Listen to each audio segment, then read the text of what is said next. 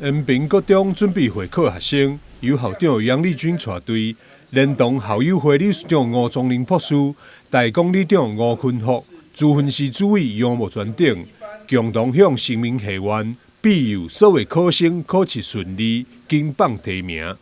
拜拜讲了什么？跟他说我的地址、姓名跟理想学校。那你觉得今天学校带你来这个拜拜，感觉有放松一点，心情有放松一点。那今天来拜拜的感觉怎么样？心诚则灵。透过信仰的庇佑，可以让我对考试更有信心。我们今天这样子的一个活动，其实基本上是希望走访我们的社区，希望我们的孩子经由亲自的参与，来体会我们传统的文化。那更重要的是，他对自己的承诺。那我们也跟孩子说，书还是得自己念，他考试还得自己去考。神明是帮助他稳定自己的心情，守护他的未来。我想这才是最重要的事情。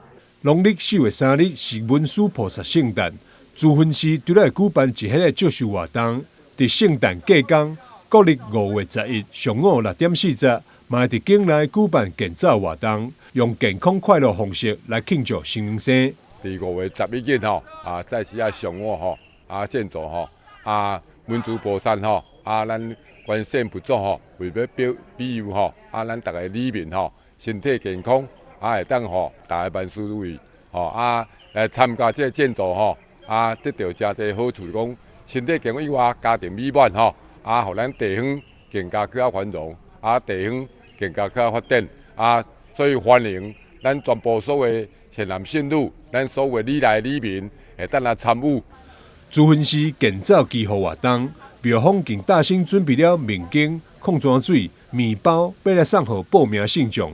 600个名额差不多拢被报了，目前只剩最后100个名额。资分系欢迎受访的信众免费报名参加。记者张世维采访报道。